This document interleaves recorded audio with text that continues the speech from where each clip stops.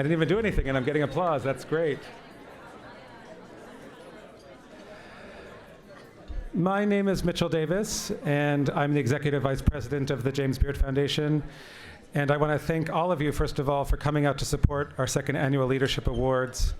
As Susan said, we know that trying to get a group of people, such incredible people in the room is not easy, and we're grateful for your being here and for the support of our amazing honorees. We've been sitting at my table talking about how we feel lazy, and we feel like we should, all of us needs to do it more, that we should be farming, and we should be, I don't even know where to begin what we should be doing. There are so many things to be done, and that's exactly what these awards are about. They are about inspiring others to accomplish great things like the people we are honoring.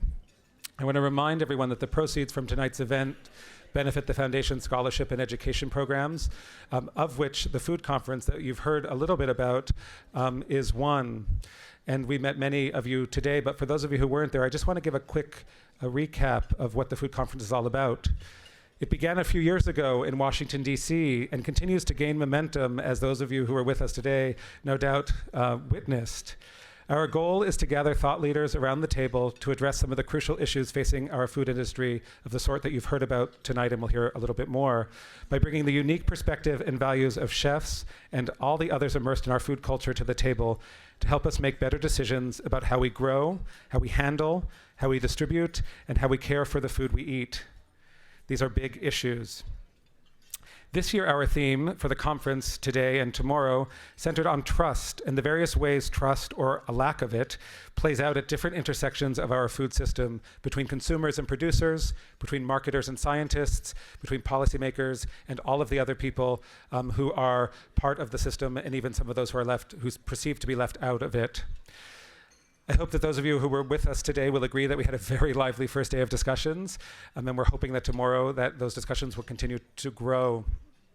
If you can't be with us in the room, this very room, I'd like to let people know that you can join the conversation online. We're streaming the whole conference live tomorrow, as we did today at jamesbeard.org. You can also see many of the wonderful and inspirational and thought-provoking speeches that happened today. They're already up there, and panels and conversations.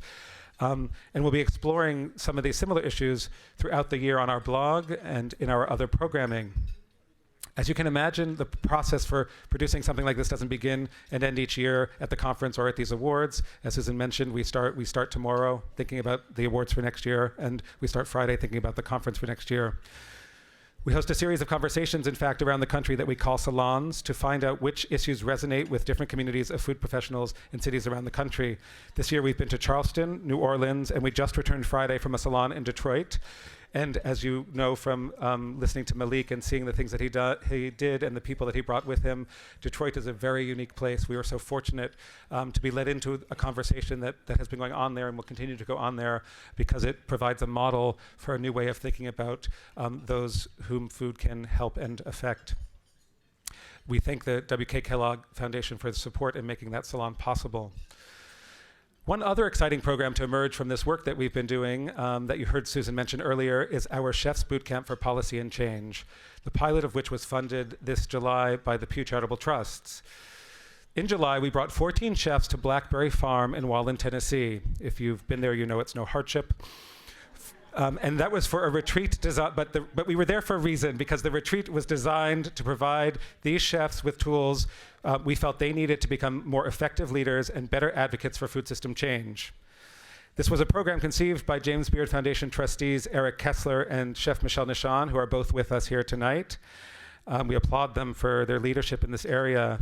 And at the retreat, we provided policy and media training. We had informative sessions on certain issues like antibiotic overuse in livestock and how to understand the Farm Bill.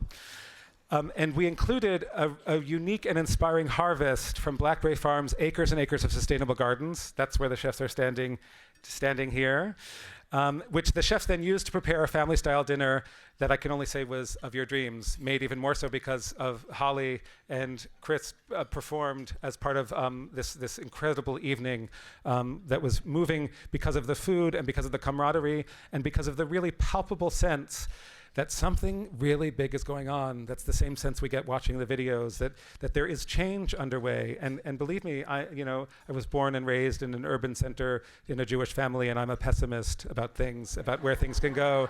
And I have never felt more optimistic about what is possible because of the people in this room and some of the people we're honoring.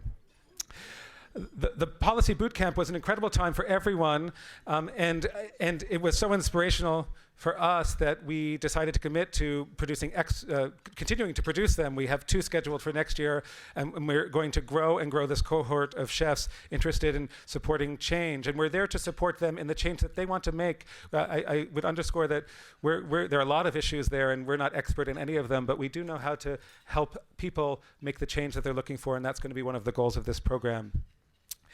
And so we thought it was extra special and only obvious that tonight, to prepare this incredible meal that we've been enjoying, we would bring 2 of the chefs who are with us on that experience because they met there and they bonded there, and not only because both of their names are Jeremy, but because they're both wonderful, talented chefs who really represent the future of food in America.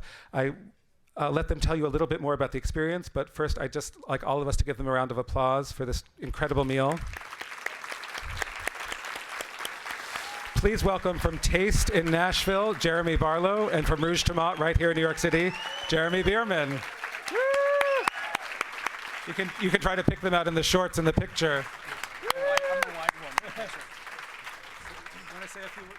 Tell them something about that experience. Well, hi everybody. Thanks for enjoying some food from the South, a little taste of the South that we drove up in the last couple of days. It was certainly fun to come up and get to cook in New York, and thank you for your hospitality, getting to cook in your kitchen. It was really unbelievable. The biggest takeaway for me from the boot camp was I spent about 4 years out of the last 5 writing a book about how chefs can save the world. And a lot of the issues I bring up in that book were reinforced at the boot camp, and I definitely told you that while we were there.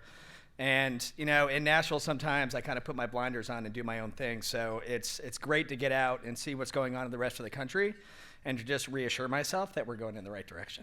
So thanks for having me.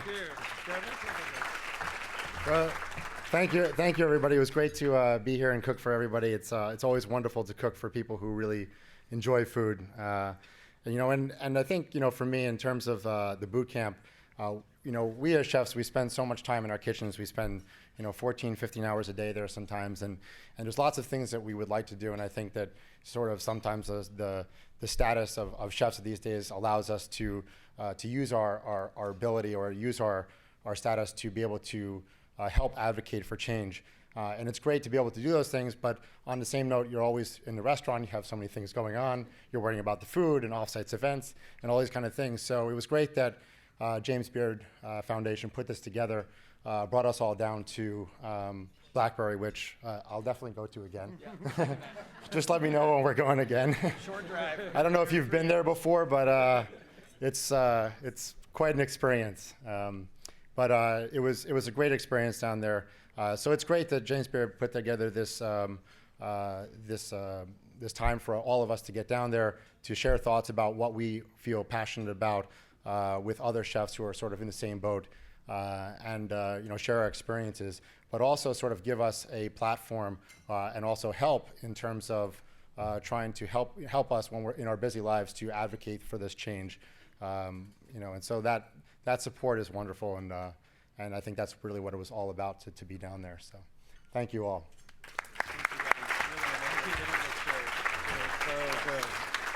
Thank you.